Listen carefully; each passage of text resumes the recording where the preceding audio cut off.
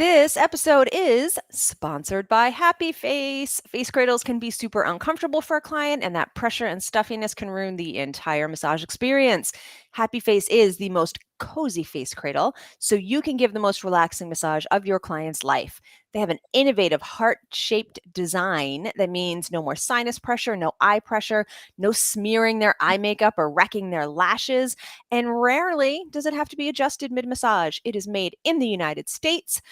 Happy Face is seamless, so it's really easy to clean the surface. It's about the same dimensions as all the other face cradles, so it will fit on your frame just fine. It has a full Velcro backing, so it stays where you stick it. And you, my friends, can get 20% off your entire purchase at massagebusinessblueprint.com/happyface using the code MassageBB at checkout. But all that info is at massagebusinessblueprint.com/happyface.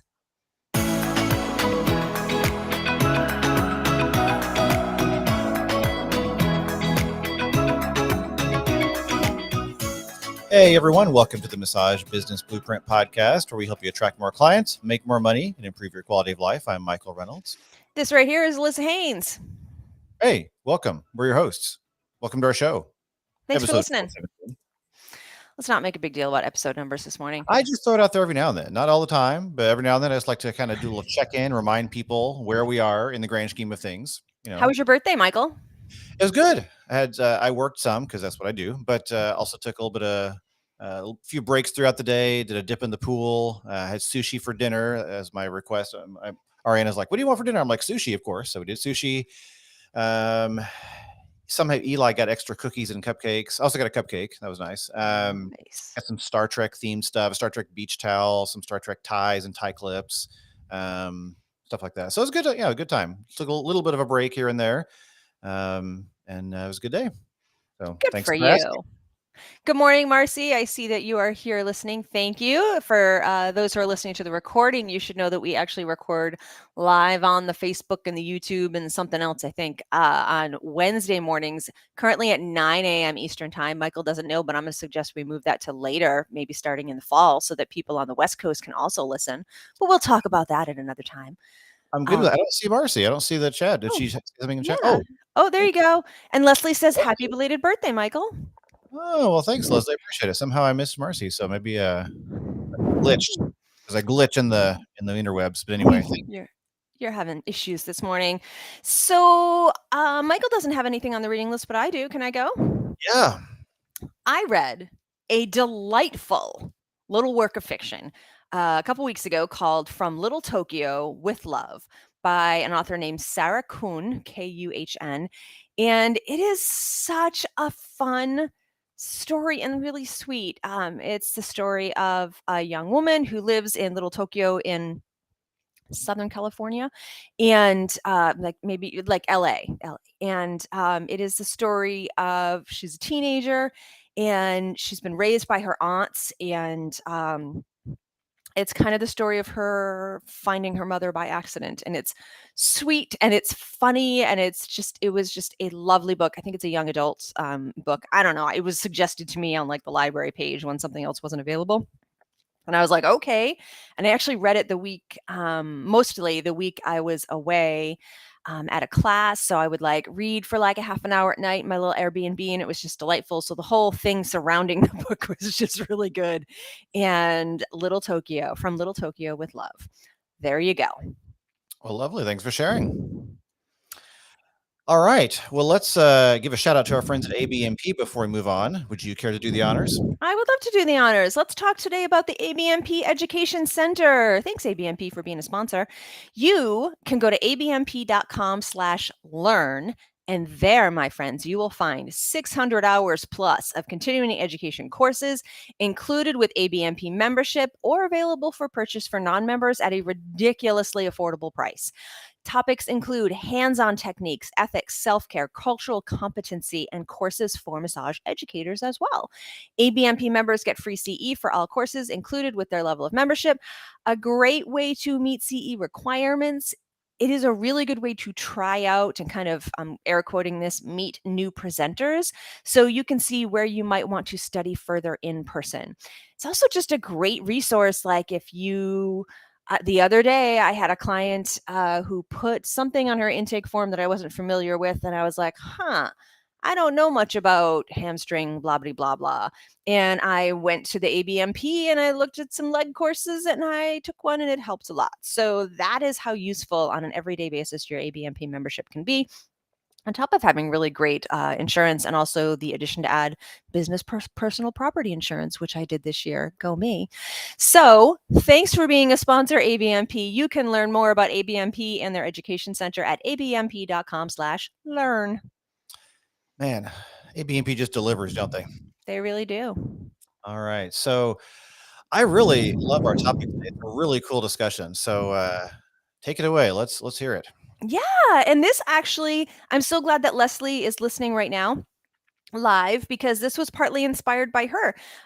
We got an email from a listener who was like, hey, you mentioned somebody like kind of marketing their COVID safe practice, and I want to know a little bit more about that. And so we're going to cover a little bit more about that. It is a thing now, that can be a differentiator for your massage practice if you are particularly COVID aware in your massage business. There are many practitioners who return to work with much more control over their environment, or really utilizing that control over their environment in a much bigger way than we had been previously. And that includes not only things like perhaps more vigilant wiping down of surfaces between clients, but more specifically, and what I think is like a real dividing factor, you can tell like who fully understands COVID being airborne and who doesn't, by people who care about air quality. And it's become a thing that you can market on your level of COVID safety and protocols, and vice versa. People who are not taking those protocols are catering to clients who do not wish to care about them or wear a mask or whatever. And that's, I think we all know my feelings on that, but I'm going to try to not pass judgment and get angry emails about that. So let's talk about having a COVID aware massage business and how you can market that. So first, give yourself permission to be the outlier.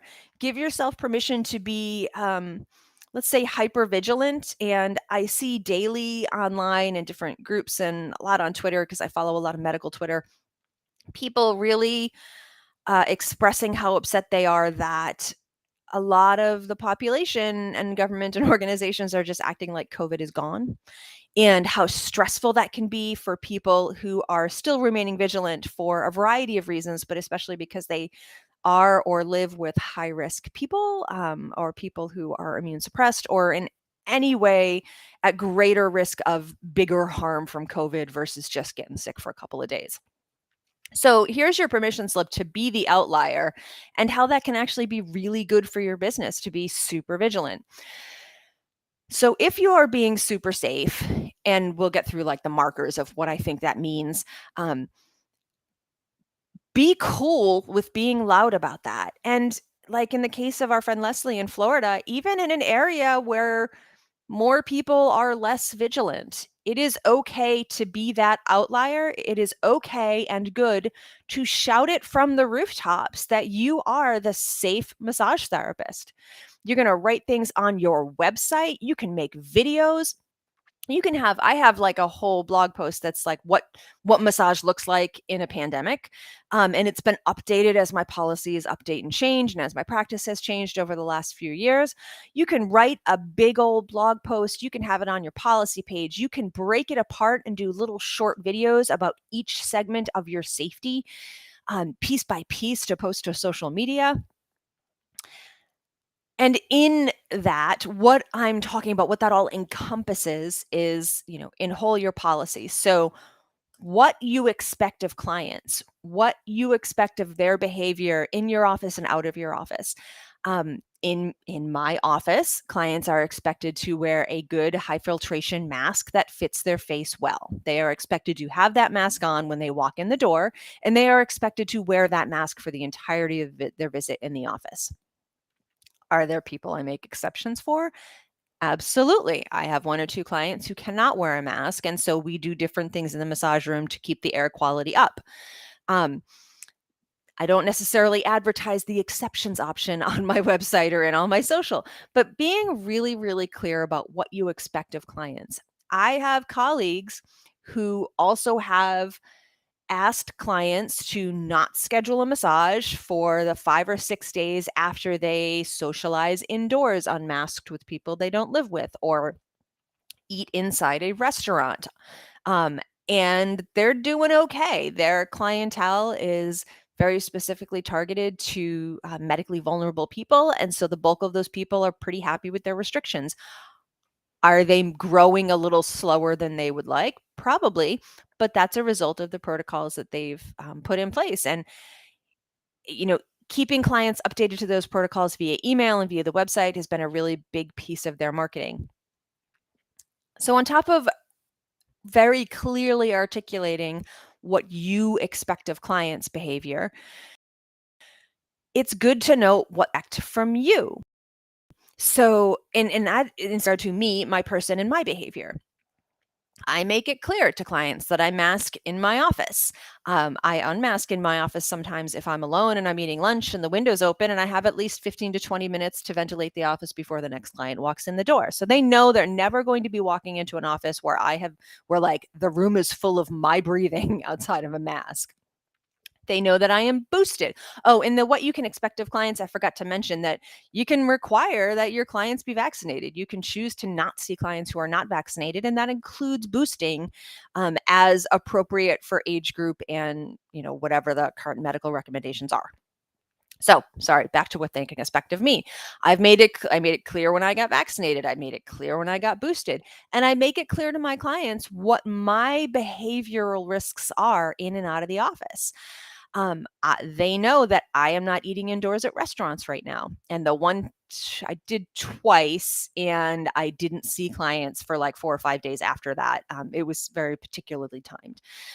They know that whenever I am out in the world, I am wearing a mask if I have to go into a store or I'm indoors. And I often wear a mask even outdoors if I'm going to be around other people. Just heads up, I'm reading that the newest variant is transmitting between people outdoors even. So you make your choices wisely. You can share with your clients if you're doing periodic testing. I had a colleague who posted every week when she was in line to get her PCR test before the rapid at-home tests were available, and posts every week or however frequently she tests with the rapid tests at home. And it's just a post on her social, and it's very clearly saying, I care enough about my business and am concerned enough about infection that I want to do this. I decided to do this testing on a regular basis, and it works for her. And it's been a big point of advertising and marketing to share those protocols. And for the right kinds of clients, they care about that stuff. And it's really helped that business grow. Equipment is a thing you want to share. So we've covered policies and behaviors, but equipment, what are the things in your office that are making it safer for that client? So air filters in various rooms of your office, and what kind of quality they are and how frequently they turn over the air in the room. Is it 4 times an hour? Is it 10 times an hour? Are they rated for various SARS viruses? There's a bluebird fight going on outside my window of my office, and it just really distracted me. Sorry, squirrel. They're really going at it, man. Whew. So your air cleaners. Also, if you have updated the air filters in your HVAC, filtration at your office. If you have forced air heating and cooling, you can upgrade those intake filters to be like 𝗪11 or 𝗪13 or even 𝗪15, depending on your HVAC system. That's something you can Google and learn a lot more about. I advertise the heck out of the fact that I put 𝗪13s in my intakes, and I usually do a little post whenever I change them because they're changed quarterly. I want to note Meg Donnelly popped into the chat to note that it was Leslie who used the term COVID conscious. And I really like that terminology, is what Meg said. And I really like it too. So thank you. Thanks, Meg, for reminding me of that. So yeah, your equipment. There you go. Also, like your cleaners, if you're using, and you should be using, an EPA approved cleaner. And your protocols between clients as far as cleaning surfaces and ventilation. Like when I ask a medical practice, or I've called some dental offices and asked about their between client protocol, and they're like, oh, we wipe down all the surfaces, and they don't mention anything about air quality, I know I'm not going to go into that office. So if you are ventilating, if you have a window that's able to be opened and you do that between each client, tell people that you're doing that. If you don't have a window, but you're able to run that air cleaner on high for at least 15 minutes between clients, there you go. Advertise that. It is also really helpful to share how you made these decisions and the sources for all of these rules and guidance. So for me, when I first returned to practice in fall of 2020, I made note of the resources I used, which were I think it was FSMT something, the Federation of Massage Therapy, something or other, put out a COVID conscious guide and to like massage offices. And I know the nonprofit Heal Well had put out a video series about protocols and masking and PPE and all kinds of stuff I hadn't had much experience with, which was really, really helpful. So I made note that these were the guidelines and the resources that I was getting my information from. If you have protocols that are perhaps based on COVID rates in your area, share the whatever resource you're using, whether it's a state resource or the CDC. Or one of my friends, Jenny Spring, told us about a resource that I will make sure we put in the show notes, where you can actually embed the widget onto your website that will show the COVID transmission rates in your area on any given day. Lost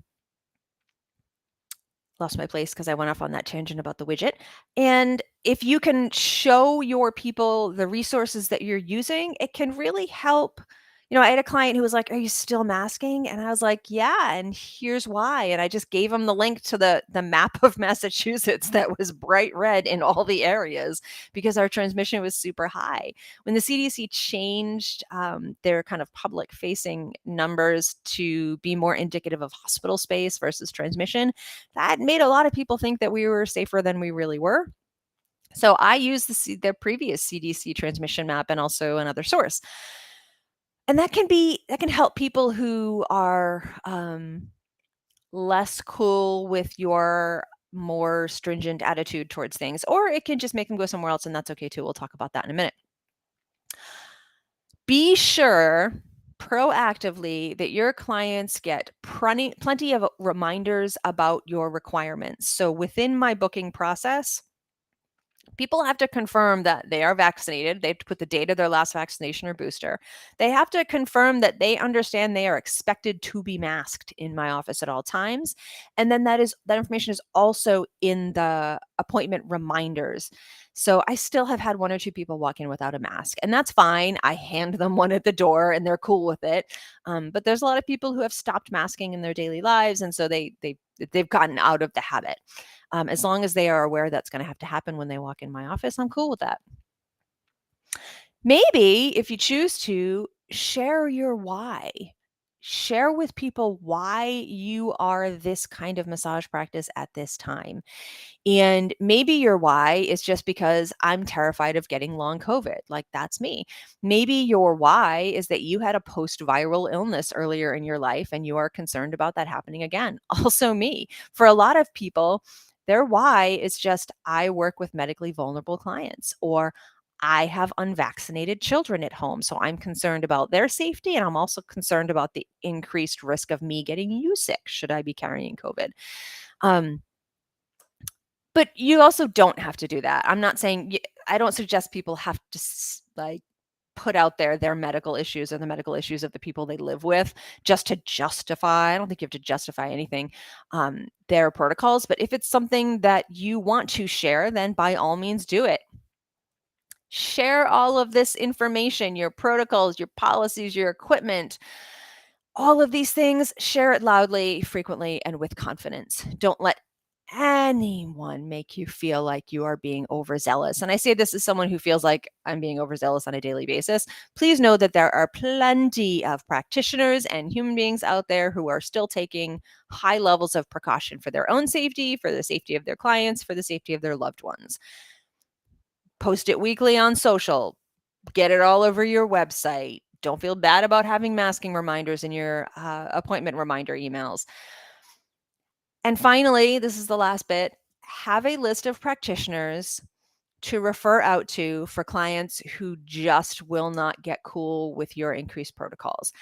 I don't think, I've seen some colleagues who are super hardcore be like, I would not refer anybody out to those practitioners because those practitioners are not safe. Like, the consumers get to make their own decisions about the safety levels that they want to adhere to. So and this has happened to me since I came back from work, is to work after my pause.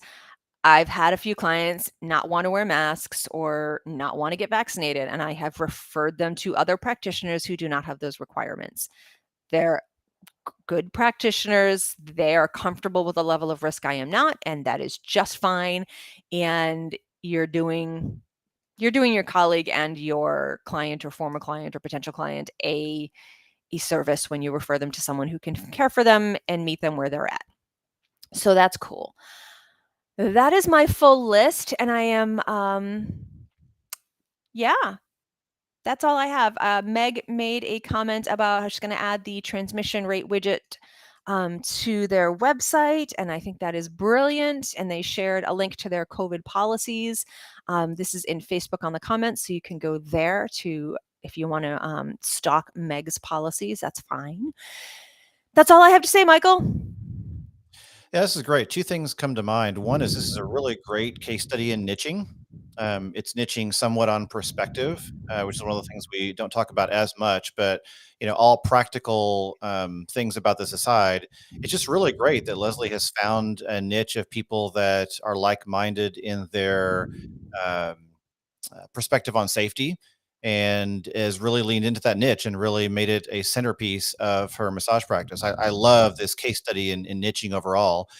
And then two, something that comes to mind also is I think this is going to evolve beyond COVID necessarily. I think it could be involved into, hey, I'm simply a safe practitioner in general when it comes to viruses and illnesses and pathogens overall. Like, just obviously it's flu season comes around, whatever the next pandemic is going to come around. Like, there's all sorts of things that can be transmitted that are not just COVID.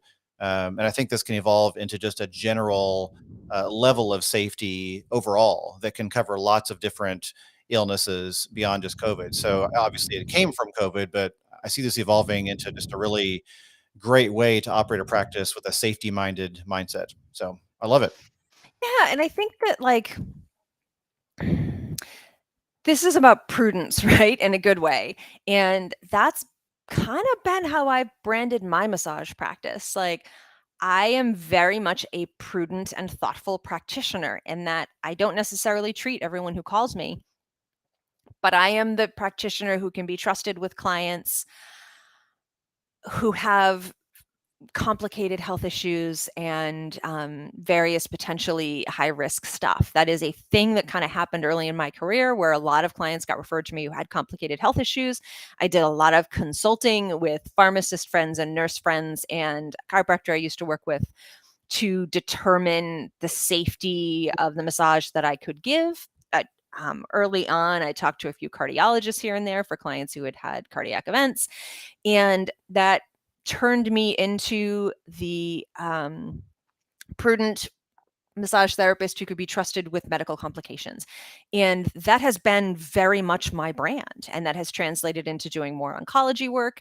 It has now it's translated into me doing lymphatic stuff. I just took the class. I had a client come in to me recently, and it's the second client in like a month or two with a variety of complicated health conditions, like tubes coming in and out of the body and all kinds of interesting things that I have had to look up and research, but they've been told by other people, Alyssa's the one you should go to because she is not afraid to say, I have no idea what to do with that, and then consult a resource who does know what to do with that. And you're not going to catch COVID in her office. So yeah, I mean, this level of conscientiousness towards safety and care, it's a good way to build a big, a very sustainable business with clients who appreciate your skill set. So there's that little tangent I didn't expect to take. I did find, and I will put in our show notes, the U.S. COVID tracker. COVIDactnow.org is the website that puts that out, and it tells you the community risk level of your, at least in Massachusetts, it's set. So, and you can put a widget onto your website. I will put that in the show notes. Love it. Sakina is joining us on Facebook and said, "Ha, didn't even consider COVID conscious as a niche. Thanks, Michael." Yeah, it's a perspective niche. We talk about 3 ways of niching often. It's target market, discipline, and perspective. And perspective is the least utilized, and it's often a little more difficult. But yeah, niching based on a perspective that you share with other people who may be a small group, but are very focused on having a like-minded perspective on a certain thing. And in this case, being COVID conscious. So absolutely, it's a niche. Thanks, Sakina, for stopping by. All right. Well, with that, let's give a shout out to 𝗪𝗂𝗧 before we move on. Yay, 𝗪𝗂𝗧! I gotta switch my notes over. Sorry, I was posting. I was posting the COVID tracker. Okay, this episode is indeed sponsored by the original 𝗪𝗂𝗧 company, and you know how I feel about them. I just absolutely love them. It is a company in Maine. They are just absurdly ethical. Their customer service is phenomenal. You should go to their website, which I will talk about in just a second, and definitely get on their email list because they've been doing occasional offers of free shipping. Jojoba is awesome. It doesn't go rancid. It doesn't contain triglycerides, so it won't go bad, which means that you don't have to worry about your oil smelling nasty after a year or two. It can sit in your cupboard for a couple of years, and it can get hot and cold and hot and cold, and it's not going to wreck the liquid itself. So, also, jojoba does not stain your 100% cotton sheets, which is really nice because your sheets won't stain, they won't get rancid, and you will save a lot of money on linens. It's not hard. You don't have to like look for fancy detergents or anything. They just wash out well. It's great. You can get 20% off the price of the product when you shop through our link at massagebusinessblueprint.com/jojoba. It's been a little while since you spelled that out. JOJOBA, massagebusinessblueprint.com/jojoba. All right, quick tips. I've got one. I got nothing, so you go. All right, let's do it. So I want to share an app that I found somewhat recently. It is an alternative to Loom called Screencastify. It is a screencasting program. So those familiar with things like Loom, they allow you to capture your screen, take a video of you doing things on your screen, and share that with people. And it's a really good way. My quick tip is kind of twofold. One is to share the app, and 2 is just to remind all of us that sometimes it's really useful to do a screencast when you're talking to tech support for something, or you're trying to explain something you're doing on your computer to someone else. It's really difficult to type out things and like get people to understand sometimes. So doing a screen share is a really good way to show people, hey, here's what's happening on my computer, either so you can help me fix it or so I can explain something to you. And it's just a really great tool to improve communication. And Screencastify, I like much better than Loom.